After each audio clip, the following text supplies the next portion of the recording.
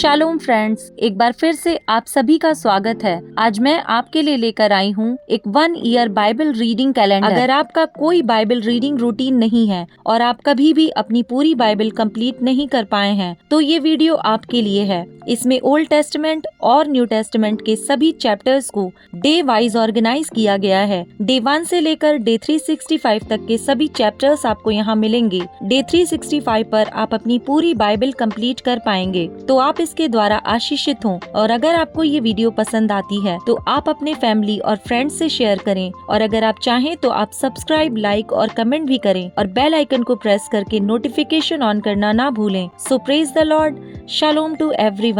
Let's get started. Day 90, chapter number 3। Canaan देश में रह गई जातियां। इजराइलियों में से जितने कनान में की लड़ाइयों में भागी ना हुए थे, उन्हें परखने के लिए यहोवा ने इन जातियों को देश में इसलिए रहने दिया कि पीढ़ी पीढ़ी के इजराइलियों में से जो लड़ाई को पहले ना जानते थे वे सीखें और जान लें, अर्थात 5 सरदारों समेत फिलिश्तियों और सब कनानियों और सीदोनियों और बाल हेम्रोन नामक पहाड़ से लेकर हमात की तराई तक लबानोन पर्वत में रहने वाले हिब्बियों को ये इसलिए रहने पाए कि इनके द्वारा इजराइलियों की इस बात में परीक्षा हो कि जो आज्ञाएं यहोवा ने मूसा के द्वारा उनके पूर्वजों को दी थीं, उन्हें वे मानेंगे या नहीं। इसलिए इजराइली कनानियों, हित्तियों, एमोरियों, परिज्जियों, हिब्बियों और यबूसियों के बीच में बस गए। तब वे उनकी बेटियां विवाह में लेने लगे और अपनी बेटियां उनके बेटों को विवाह में देने लगे और उनके देवताओं की भी उपासना करने लगे। ओतनिएल का चरित्र।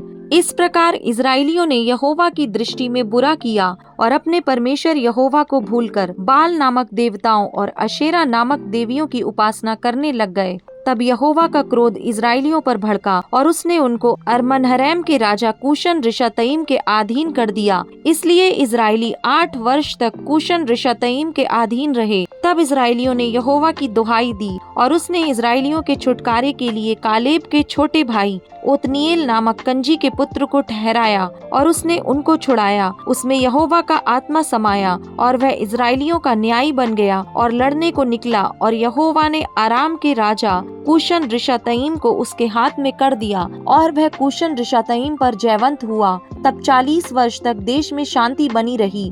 तब कंजी का पुत्र ओतनिएल मर गया। एहूद का चरित्र।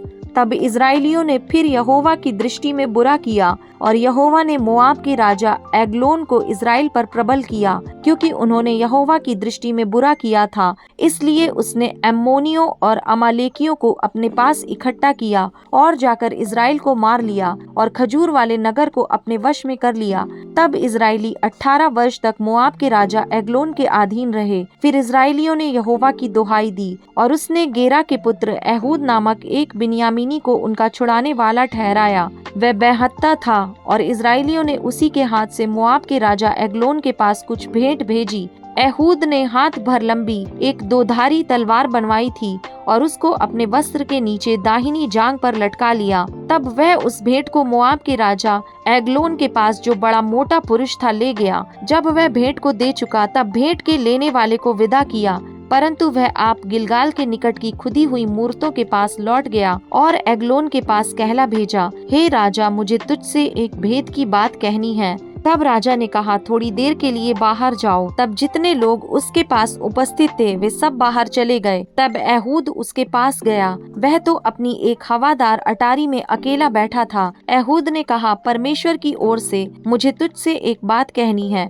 तब वह गद्दी पर से उठ खड़ा हुआ। इतने में एहूद ने अपना बायां हाथ बढ़ाकर अपनी दाहिनी जांग पर से तलवार खींचकर उसकी तोंद में घुसेड़ दी और फल के पीछे मूठ भी बैठ गई और फल चर्बी में धंसा रहा, क्योंकि उसने तलवार को उसकी तोंद में से ना निकाला, वरन वह उसके आर पार निकल गई। तब एहूद छज्जे से निकलकर बाहर गया और अटारी के किवाड़ खींचकर उसको बंद करके ताला लगा दिया। उसके निकलकर जाते ही राजा के दास आए तो क्या देखते हैं कि अटारी के किवाड़ों में ताला लगा है। इस कारण वे बोले, निश्चय वह हवादार कोठरी में लघुशंका करता होगा। वे बाट जोहते जोहते थक गए। तब यह देखकर कि वह अटारी के किवाड़ नहीं खोलता, उन्होंने कुंजी लेकर किवाड़ खोले तो क्या देखा कि उनका स्वामी भूमि पर मरा पड़ा है। जब तक वे सोच विचार कर ही रहे थे तब तक एहूद भाग निकला और खुदी हुई मूर्तों की परली ओर होकर सेईरे में जाकर शरण ली।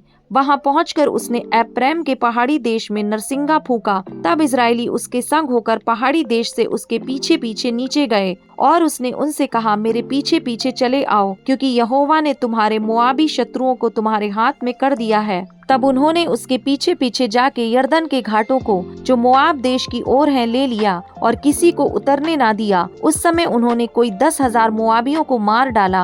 वे सब के सब हष्ट पुष्ट और शूरवीर थे, परंतु उनमें से एक भी ना बचा। इस प्रकार उस समय मोआब इजराइल के हाथ के तले दब गया। तब 80 वर्ष तक देश में शांति बनी रही। शमगर का चरित्र। उसके बाद अनात का पुत्र शमगर हुआ। उसने 600 फिलिस्ती पुरुषों को बैल के पैने से मार डाला। इस कारण वह भी इजराइल का छुड़ाने वाला हुआ। चैप्टर नंबर 4, दबोरा और बाराक का चरित्र। जब एहूद मर गया तब इजराइलियों ने फिर यहोवा की दृष्टि में बुरा किया, इसलिए यहोवा ने उनको हासोर में विराजने वाले कनान के राजा याबीन के अधीन कर दिया, जिसका सेनापति सीसरा था, जो अन्य जातियों की हरोशेत का निवासी था। तब इजराइलियों ने यहोवा की दोहाई दी, क्योंकि सीसरा के पास लोहे के 900 रथ थे और वह इजराइलियों पर 20 वर्ष तक बड़ा अंधेर करता रहा। उस समय लप्पीदोत की स्त्री दबोरा, जो नबिया थी, इजराइलियों का न्याय करती थी। वह एप्रैम के पहाड़ी देश में रामा और बेतेल के बीच में दबोरा के खजूर के तले बैठा करती थी और इजराइली उसके पास न्याय के लिए जाया करते थे। उसने अबीनोअम के पुत्र बाराक को केदेश नप्ताली में से बुलाकर कहा, क्या इजराइल के परमेश्वर यहोवा ने यह आज्ञा नहीं दी कि तू जाकर ताबोर पहाड़ पर चढ़ और नप्तालियों और जबुलूनियों में के 10,000 पुरुषों को संग ले जा। तब मैं याबीन के सेनापति सीसरा को रथों और भीड़ भाड़ समेत कीशोन नदी तक तेरी ओर खींच ले आऊंगा और उसको तेरे हाथ में कर दूंगा। बाराक ने उससे कहा, यदि तू मेरे संग चलेगी तो मैं जाऊंगा, नहीं तो नहीं जाऊंगा।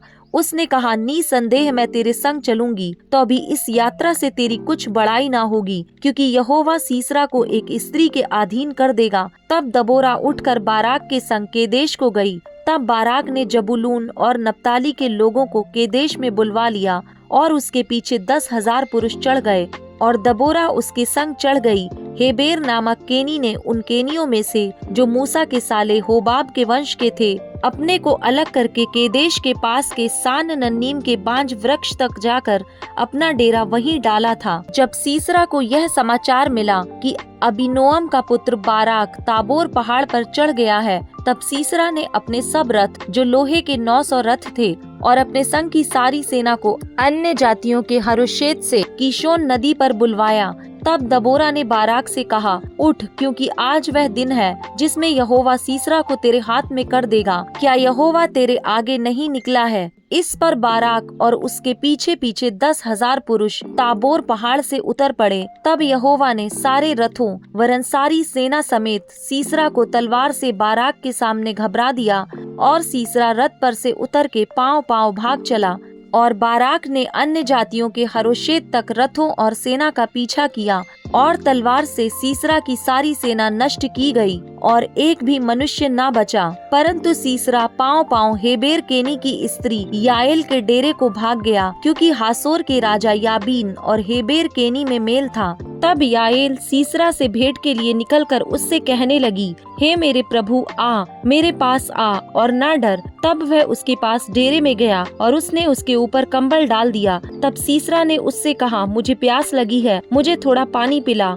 तब उसने दूध की कुप्पी खोलकर उसे दूध पिलाया और उसको उड़ा दिया। तब उसने उससे कहा, डेरे के द्वार पर खड़ी रह, और यदि कोई आकर तुझसे पूछे, यहाँ कोई पुरुष है, तब कहना, कोई भी नहीं। इसके बाद हेबेर की स्त्री याएल ने डेरे की एक खूंटी ली और अपने हाथ में एक हथौड़ा भी लिया और दबे पांव उसके पास जाकर खूंटी को उसकी कनपटी में ऐसा ठोक दिया कि खूंटी पार होकर भूमि में धंस गई। वह तो थका था ही, इसलिए गहरी नींद में सो रहा था। अतः वह मर गया। जब बाराक सीसरा का पीछा करता हुआ आया, तब याएल उससे भेंट करने के लिए निकली और कहा, इधर आ, जिसका तू खोजी है उसको मैं तुझे दिखाऊंगी। तब उसने उसके साथ जाकर क्या देखा कि सीसरा मरा पड़ा है और वह खूंटी उसकी कनपटी में गड़ी है। इस प्रकार परमेश्वर ने उस दिन कनान के राजा याबीन को इजराइलियों के सामने नीचा दिखाया और इजराइली कनान के राजा याबीन पर प्रबल होते गए, यहाँ तक कि उन्होंने कनान के राजा याबीन को नष्ट कर डाला। चैप्टर नंबर 5, दबोरा का गीत। उसी दिन दबोरा और अबीनोअम के पुत्र बाराक ने यह गीत गाया। इजराइल के अगुओं ने जो अगुवाई की और प्रजा जो अपनी ही इच्छा से भरती हुई, इसके लिए यहोवा को धन्य कहो। हे राजाओं सुनो, हे अधिपतियों कान लगाओ। मैं आप यहोवा के लिए गीत गाऊंगी, इजराइल के परमेश्वर यहोवा का मैं भजन करूंगी। हे यहोवा, जब तू सेईर से निकल चला, जब तूने एदोम के देश से प्रस्थान किया, तब पृथ्वी डोल उठी और आकाश टूट पड़ा, बादल से भी जल बरसने लगा। यहोवा के प्रताप से पहाड़, इजराइल के परमेश्वर यहोवा के प्रताप से वह सीने पिघल कर बहने लगा। अनात के पुत्र शमगर के दिनों में और याएल के दिनों में सड़कें सूनी पड़ी थीं और बटोही पगडंडियों से चलते थे। जब तक मैं दबोरा ना उठी, जब तक मैं इजराइल में माता होकर ना उठी, तब तक गांव सूने पड़े थे, नए नए देवता माने गए। उस समय फाटकों में लड़ाई होती थी। क्या 40,000 इजराइलियों में भी ढाल या बर्छी कहीं देखने में आती थी? मेरा मन इजराइल के हाकिमों की ओर लगा है, जो प्रजा के बीच में अपनी ही इच्छा से भरती हुए। यहोवा को धन्य कहो। हे उजली गधियों पर चढ़ने वालों, हे फर्शों पर विराजने वालों, हे मार्ग पर पैदल चलने वालों, ध्यान रखो, पनघटों के आसपास धनुर्धारियों की बात के कारण वहाँ वे यहोवा के धर्ममय कामों का, इजराइल के लिए उसके धर्ममय कामों का वर्णन करेंगे। उस समय यहोवा की प्रजा के लोग फाटकों के पास गए। जाग जाग हे दबोरा, जाग जाग गीत सुना। हे बाराक उठ, हे अबीनोअम के पुत्र अपने बंदियों को बंधुआई में ले चल। उस समय थोड़े से रईस प्रजा समेत उतर पड़े। यहोवा शूरवीरों के विरुद्ध मेरे हित में उतर आया। एप्रैम में से वे आए जिसकी जड़ अमालेक में है। हे बिन्यामीन, तेरे पीछे तेरे दलों में, माकीर में से हाकिम और जबूलून में से सेनापति का दंड लिए हुए उतरे और इस्साकार के हाकिम दबोरा के संग हुए। जैसा इस्साकार वैसा ही बाराक भी था। उसके पीछे लगे हुए वे तराई में झपट कर गए। रूबेन की नदियों के पास बड़े बड़े काम मन में ठाने गए। तू चरवाहों का सीटी बजाना सुनने को भेड़शालाओं के बीच क्यों बैठा रहा? रूबेन की नदियों के पास बड़े बड़े काम सोचे गए। गिलाद यर्दन पार रह गया और दान क्यों जहाजों में रह गया? आशेर समुद्र के तीर पर बैठा रहा और उसकी खाड़ियों के पास रह गया। जबूलून अपने प्राण पर खेलने वाले लोग ठहरे। नप्ताली भी देश के ऊंचे ऊंचे स्थानों पर वैसा ही ठहरा। राजा आकर लड़े। उस समय कनान के राजा मगिद्दों के सोतों के पास तानाक में लड़े, पर रुपयों का कुछ लाभ ना पाया। आकाश की ओर से भी लड़ाई हुई, वरन तारों ने अपने अपने मंडल से सीसरा से लड़ाई की। किशोन नदी ने उनको बहा दिया, अर्थात वही प्राचीन नदी जो किशोन नदी है। हे मन हियाव बांधे आगे बढ़। उस समय घोड़ों के खुरों से टाप का शब्द होने लगा। उनके बलिष्ठ घोड़ों के कूदने से यह हुआ। यहोवा का दूत कहता है कि मेरोज को शाप दो, उसके निवासियों को भारी शाप दो, क्योंकि वे यहोवा की सहायता करने को, शूरवीरों के विरुद्ध यहोवा की सहायता करने को ना आए। सब स्त्रियों में से केनी हेबोर की स्त्री याएल धन्य ठहरेगी। डेरों में रहने वाली सब स्त्रियों में से वह धन्य ठहरेगी। सीसरा ने पानी मांगा, उसने दूध दिया। रईसों के योग्य बर्तन में वह मक्खन ले आई। उसने अपना हाथ खूंटी की ओर, अपना दाहिना हाथ बढ़ई के हथौड़े की ओर बढ़ाया और हथौड़े से सीसरा को मारा, उसके सिर को फोड़ डाला और उसकी कनपटी को आर पार छेद किया। उस स्त्री के पांवों पर वह झुक गया, वह गिरा, वह पड़ा रहा। उस स्त्री के पांवों पर वह झुका, वह गिरा, जहाँ झुका वहीं मरा पड़ा रहा। खिड़की में से एक स्त्री झांक कर चिल्लाई। सीसरा की माता ने झिलमिली की ओट से पुकारा, उसके रथ के आने में इतनी देर क्यों लगी? उसके रथों के पहियों को देर क्यों हुई है? उसकी बुद्धिमान प्रतिष्ठित स्त्रियों ने उसे उत्तर दिया, वरन उसने अपने आप को इस प्रकार उत्तर दिया, क्या उन्होंने लूट पाकर बांट नहीं ली? क्या एक एक पुरुष को एक एक वरन दो दो कुंवारियां और सीसरा को रंगे हुए वस्त्र की लूट वरन बूटे काढ़े हुए रंगीले वस्त्र की लूट और लूटे हुओं के गले में दोनों ओर बूटे काढ़े हुए रंगीले वस्त्र नहीं मिले? हे यहोवा, तेरे सब शत्रु ऐसे ही नष्ट हो जाएं, परंतु उसके प्रेमी लोग प्रताप के साथ उदय होते हुए सूर्य के समान तेजोमय हों। फिर देश में 40 वर्ष तक शांति रही।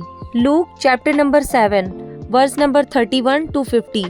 अतः मैं इस युग के लोगों की उपमा किससे दूं कि वे किसके समान हैं? वे उन बालकों के समान हैं जो बाजार में बैठे हुए एक दूसरे से पुकार कर कहते हैं, हमने तुम्हारे लिए बांसुरी बजाई और तुम ना नाचे, हमने विलाप किया और तुम ना रोए, क्योंकि यूहन्ना बपतिस्मा देने वाला न रोटी खाता आया न दाखरस पीता आया, और तुम कहते हो उसमें दुष्ट आत्मा है। मनुष्य का पुत्र खाता पीता आया है और तुम कहते हो देखो पेटू और पियक्कड़ मनुष्य, चुंगी लेने वालों का और पापियों का मित्र। पर ज्ञान अपनी सब संतानों द्वारा सच्चा ठहराया गया है। फरीसी के घर पापिन स्त्री को क्षमा। फिर किसी फरीसी ने उससे विनती की कि वह उसके साथ भोजन करे, अतः वह उस फरीसी के घर में जाकर भोजन करने बैठा। उस नगर की एक पापिनी स्त्री यह जानकर कि वह फरीसी के घर में भोजन करने बैठा है, संगमरमर के पात्र में इत्र लाई और उसके पाँवों के पास पीछे खड़ी होकर रोती हुई उसके पाँवों को आंसुओं से भिगोने और अपने सिर के बालों से पोंछने लगी और उसके पाँव बार बार चूमकर उन पर इत्र मला। यह देखकर वह फरीसी जिसने उसे बुलाया था अपने मन में सोचने लगा, यदि यह भविष्यद्वक्ता होता तो जान जाता कि यह जो उसे छू रही है वह कौन है और कैसी स्त्री है, क्योंकि वह तो पापिनी है। यीशु ने उसके उत्तर में कहा, हे शमौन, मुझे तुझसे कुछ कहना है। वह बोला, हे गुरु कह। किसी महाजन के 2 देनदार थे, एक 500 और दूसरा 50 दिनार का देनदार था। जब उनके पास पटाने को कुछ ना रहा तो उसने दोनों को क्षमा कर दिया। इसलिए उनमें से कौन उससे अधिक प्रेम रखेगा? शमौन ने उत्तर दिया, मेरी समझ में वह जिसका उसने अधिक छोड़ दिया। उसने उससे कहा, तूने ठीक विचार किया है। और उस स्त्री की ओर फिरकर उसने शमौन से कहा, क्या तू इस स्त्री को देखता है? मैं तेरे घर में आया, परंतु तूने मेरे पाँव धोने के लिए पानी ना दिया, पर इसने मेरे पाँव आंसुओं से भिगोए और अपने बालों से पोंछा। तूने मुझे चूमा ना दिया, पर जब से मैं आया हूँ तब से इसने मेरे पाँव को चूमना ना छोड़ा। तूने मेरे सिर पर तेल नहीं मला, पर इसने मेरे पाँव पर इत्र मला है। इसलिए मैं तुझसे कहता हूँ कि इसके पाप जो बहुत थे क्षमा हुए, क्योंकि इसने बहुत प्रेम किया। पर जिसका थोड़ा क्षमा हुआ है वह थोड़ा प्रेम करता है। और उसने स्त्री से कहा, तेरे पाप क्षमा हुए। तब जो लोग उसके साथ भोजन करने बैठे थे वे अपने अपने मन में सोचने लगे, यह कौन है जो पापों को भी क्षमा करता है? पर उसने स्त्री से कहा, तेरे विश्वास ने तुझे बचा लिया है, कुशल से चली जा।